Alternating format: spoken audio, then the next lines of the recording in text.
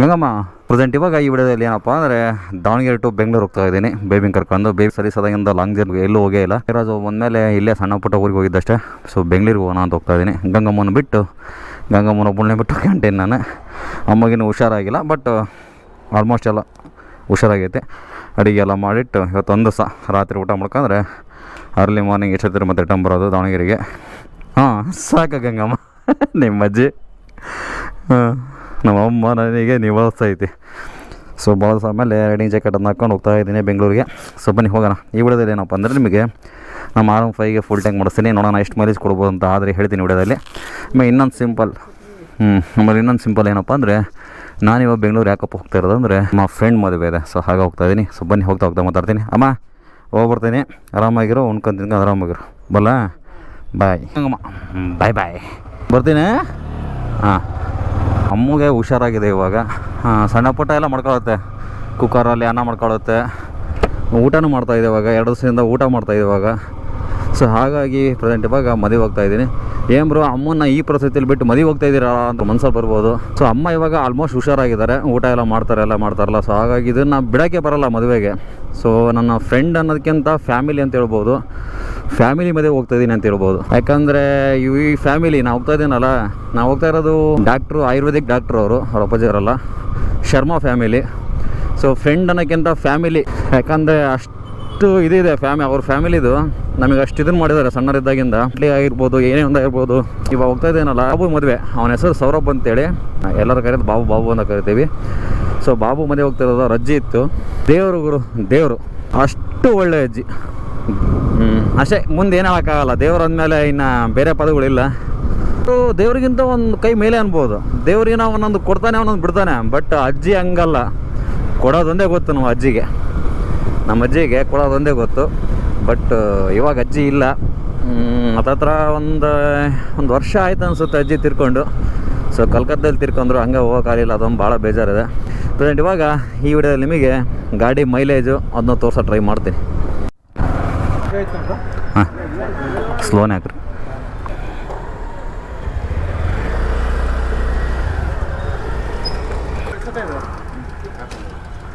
ಸ್ವಲ್ಪ ನೋಡ್ಕೊಂತೀರೋಣ. 1-2 ಸರಿ ಹಂಗೆ ಉಗ್ಬಿಡೋದು, ಕಟ್ಟಾಗಲ್ಲ ಒಂದೊಂದು ಸರಿ. 5ಕ್ಕೆ ಬರಲಿ ಮೇಲೆ, ಜಾಲರಿ ತನಕ ಬರಲಿ. ಹಾಂ, ಸಾರು ಮಾಡ್ಬಿಡ್ರಿ. ಫುಲ್ ಟ್ಯಾಂಕು 9.62 ಬಂತು. 1000 ರೂಪಾಯಿದು ಫುಲ್ ಟ್ಯಾಂಕ್ ಆಗಿದೆ. ಸೊ ಪ್ರೆಸೆಂಟ್ ಇವಾಗ ಫುಲ್ ಟ್ಯಾಂಕ್ ಇದೆ. ಒಂದೊಂದು ಸರಿ ಹಿಂಗೆ ಶೇಕ್ ಮಾಡಿದ್ರೆ ಒಳಗಡೆ ಹೋಗುತ್ತೆ. ಬಟ್ ಎಲ್ಲ ಕರೆಕ್ಟಾಗಿ ಫಿಲ್ ಆಗಿದೆ, ಇಲ್ಲಿ ತನಕ ಬಂದಿದೆ. ಬನ್ನಿ ಓಡಿ ನೋಡೋಣ ಎಷ್ಟು ಕಿಲೋಮೀಟ್ರ್ ಆಗಿದೆ ಏನು ಅಂತೇಳಿ.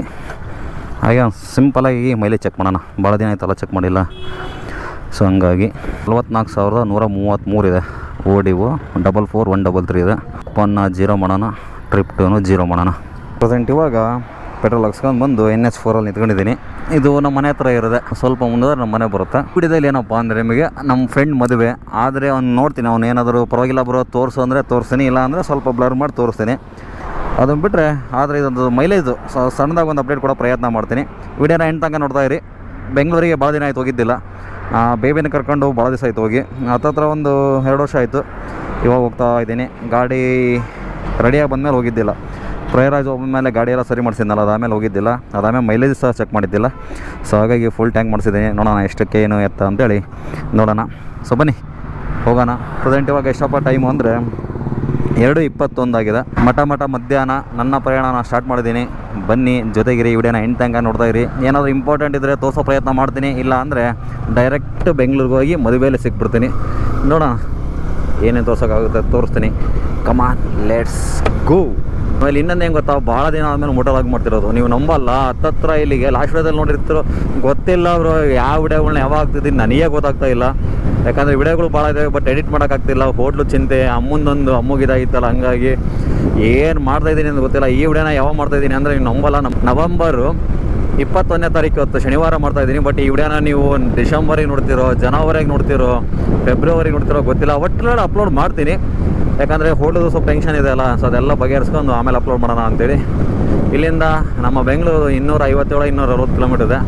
ಅಲ್ಲಿಂದ ಮತ್ತೆ ಒಳಗಡೆ ಒಂದು 10-15 ಕಿಲೋಮೀಟ್ರ್ ಹೋಗ್ಬೇಕು ಇವಾಗ ಬೆಂಗಳೂರಿಂದ. ಏನು ತೋರ್ಸೋಕ್ಕಾಗುತ್ತೆ, ಎಲ್ಲಿ ನಿಲ್ಲಿಸ್ತೀನಿ ಅಲ್ಲಿ ಸಿಗ್ತೀನಿ. ವಿಡಿಯೋನ ಎಂಡ್ ತನಕ ನೋಡ್ತಾ ಇರಿ.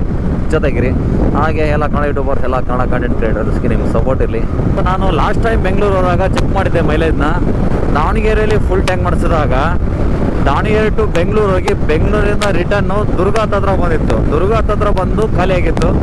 ಸೊ ಸೇಮ್ ಟೈಮಲ್ಲಿ ನಮ್ಮ ಫ್ರೆಂಡು, ನಾವು 5 ಜನ ಬೈಕರ್ಸ್ ಇದ್ವಲ್ಲ, ಭರತ್ ಕರೆಕ್ಟ್ ಟೈಮ್ಗೆ ಸಿಕ್ಕಿದ್ದ. ಸೊ ಬ್ರೋ ಹೆಂಗಿದ್ರು ಮೈಲೇಜ್ ಚೆಕ್ ಮಾಡ್ಬಿಡೋಣ, ಆದಷ್ಟು ಫುಲ್ ಖಾಲಿ ಆಗಲಿ, ಆಮೇಲೆ ದಬ್ಕೊಂಡು ಹೋಗ್ಬೇಕಾದ್ರೆ ಪೆಟ್ರೋಲ್ ಆಕ್ಸೈಡ್ ಆಯಿತು ಅಂತೇಳಿ ದುರ್ಗ ತನಕ ದುರ್ಗ ತನಕ ಬಂದಿತ್ತು. ದುರ್ಗ ದಾಟ್ ಬಂದಿತ್ತು ಅನ್ಸುತ್ತೆ. ಎಸ್, ದಾವಣಗೆರೆಯಲ್ಲಿ ಫುಲ್ ಟ್ಯಾಂಕ್ ಮಾಡಿಸಿದ್ದು, ಬೆಂಗಳೂರು ಹೋಗಿ ಬೆಂಗಳೂರಿಂದ ರಿಟರ್ನು ದುರ್ಗ ದಾಟಿ ಚೆಕ್ ಪೋಸ್ಟ್ ಹತ್ರ ಏನೋ ಕಷ್ಟ ಇದೆ, ಏನೋ ಟೋಲ್ ಗೇಟ್ ಹತ್ರ ಏನೋ ಖಾಲಿಯಾಗಿತ್ತು. ಮೈಲೇಜ್ ಚೆನ್ನಾಗಿದೆ, ನೋಡೋಣ ಇವಾಗ ಯಾವ ಥರ ಮೈಲೇಜ್ ಕೊಡುತ್ತೆ ಏನಂತ ನೋಡೋಣ. ಹಾಗೆ ಮದುವೆನೇ ನೋಡೋಣ ಈ ವಿಡಿಯೋದಲ್ಲಿ. ಸಿಂಪಲ್ ಆಗಿ ಮದುವೆ ತೋರಿಸ್ತೀನಿ, ಹಾಗೆ ಮೈಲೇಜ್ ಸಹ ತೋರಿಸ್ತೀನಿ, ಹಾಗೆ ಆದಷ್ಟು ಬೆಂಗಳೂರನ್ನ ಸಹ ಈ ವಿಡಿಯೋದಲ್ಲಿ ನೋಡೋಣ. ಸಿಂಪಲ್ ಆಗಿ ನೋಡೋಣ. ಬೇಬಿ ಮೈಲೇಜ್ ಚೆನ್ನಾಗಿ ಕೊಡೆ ಸಾಕು. ಕೆರೆ ಟು ಬೆಂಗಳೂರು ಹೋಗ್ತಾ ಇದ್ದಾಗ first toll ಸಿಗೋದೆ Hebbal.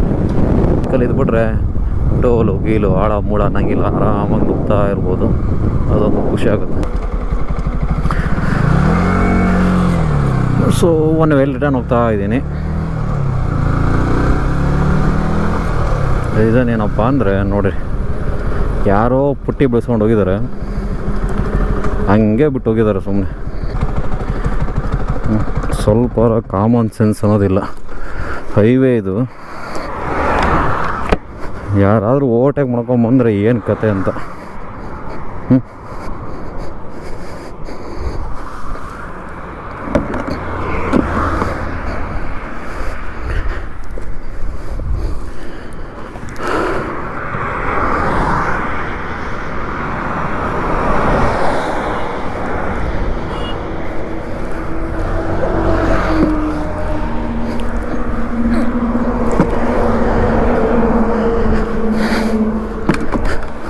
Common sense ಇಲ್ಲಪ್ಪ ಜನಗಳಿಗೆ.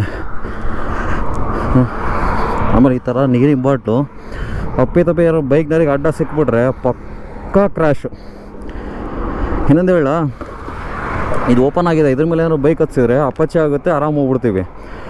ಬಟ್ ಇದು ನೋಡಿ ಕ್ಯಾಪ್ ಹಾಕಿರೋದು ಇದು, ಇದ್ರ ಮೇಲೆ ಏನಾದರೂ ಬೈಕ್ ಹಚ್ಚಿದ್ರೆ ಬೈಕ್ ಸ್ಕಿಡ್ ಆಗಿಬಿಡುತ್ತೆ ನೋಡಿ, ಏರ್ ಹೋಗಲ್ಲ, ಬೈಕ್ ಸ್ಕಿಡ್ ಆಗಿಬಿಡ್ತವೆ. ಬಾಟಿದೆ ಗುರು,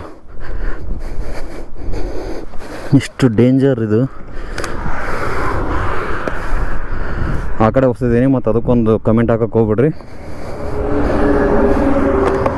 ಈ ಥರ ಇದ್ದಾಗ ಏನು ಮಾಡಬೇಕು, ಆದಷ್ಟು ಇದನ್ನು ಮಾಡಬೇಕು. ಸದ್ಯಕ್ಕೆ ಸರ್ವಿಸ್ ರೋಡ್ನ ಆ ಕಡೆ ಹಾಕಿದ್ದೀನಿ, ಏನು ಟೆನ್ಷನ್ ಇಲ್ಲ.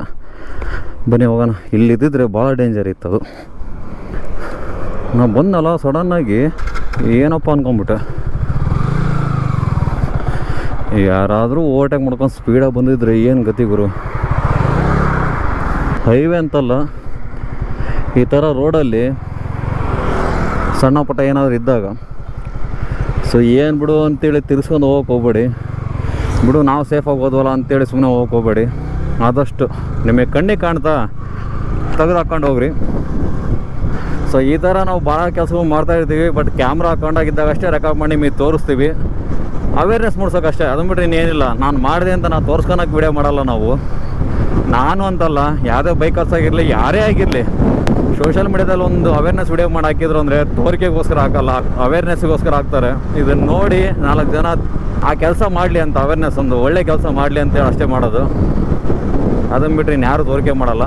ಅಷ್ಟು ನಿಮ್ಮ ಕೈಲಾಗುತ್ತಾ ಎತ್ತಕ್ಕೆ ಹೋಗ್ಬಿಡಿ, ವೇಟ್ ಮಾಡಿ ಹಾಗೆ ಹೋಗ್ಬಿಡಿ. ಅದರಿಂದ ಒಬ್ಬರು ಜೀವನೇ ಹೋಗ್ಬೋದು. Be careful, right safe. ನಮ್ಮ